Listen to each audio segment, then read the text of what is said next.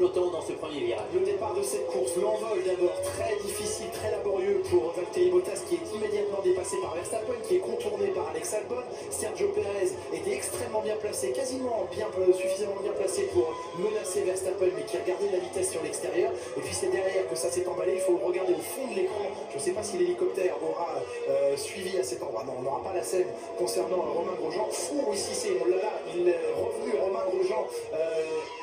Mais elle s'est coupée en deux la voiture. Mais non, elle s'est coupée en deux. Elle est incroyable. Elle s'est déchiquetée. Vous êtes avec Dani Fiat. Ah oui, Romain, oh là là là là. Elle s'est déchiquetée parce que le rail s'est coupé et a coupé la voiture en deux. Il a une chance inouïe. Incroyable. Oui, le rail s'est coupé et a coupé la voiture. Oh, voilà la raison de l'explosion du réservoir de Romain Grosjean. On sait que la voiture s'est ouverte en deux. Coupé par le rail, au niveau des hanches. Oh là là, il est dans le feu, Romain Grosjean. Son casque a brûlé. Il a pu sortir par l'avant de la voiture. Oh, c'est l'accident le plus effroyable, je pense, que l'on ait vu en F1 depuis qu'elle est sur Canal+. Vous voyez l'ambulance qui rejoint le centre médical où va être accueilli notamment par un médecin français, Romain Grosjean. Vous l'apercevez sur les images Canal+. Regardez la voiture. Elle est ouverte en deux. Elle est derrière le siège du pilote, je crois. En deux. Vous voyez un Romain Grosjean conscient sur la civière. Et tout le monde qui a applaudi dans la voie des stands. Oh. Incroyable. Et le pire, c'est de voir ce rail coupé en deux, déchiqueté.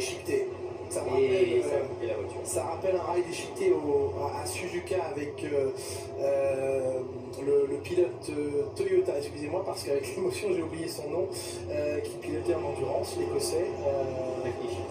Alan McNish, merci, qui était passé sous le rail à la sortie du 130R et qui avait déchiqueté le rail en entrant dans le rail, tout simplement en traversant le rail en marche arrière.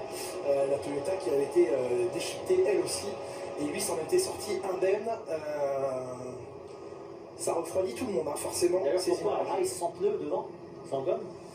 C'est vrai. On a vu l'angle à laquelle il a été tapé ce rail. Et c'est vrai que c'est un rail assez saillant. Regardez, ah bah ça va pas repartir tout de suite. Regardez l'état du rail et de la voiture. Et regardez, c'est sa monocoque qui était dans le rail. Je sais pas, on reconnaît rien dans le rail. Est-ce qu'il est passé de l'autre côté du rail? Oh là là. J'ai l'impression qu'il était encastré dans le rail. Une chance inouïe. Oui. Oui, clairement. Sur l'action, Jacques Villeneuve, c'est vrai qu'il y a un moment et un mouvement de Romain Grosjean qui évite une voiture devant lui et qui part à droite, sauf qu'à ce moment-là, Dani Fiat est à cet endroit. C'est ce qui provoque le contact. Mais non, mais sa monocoque est passée. Il est passé à travers il a traversé le rail. La monocoque, la partie avant du châssis de Romain Grosjean, a traversé le rail. Je sais, regardez où il est, regardez où était Romain Grosjean.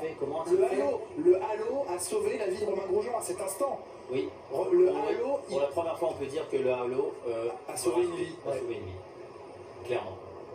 Image terrifiante que l'on visualise en direct.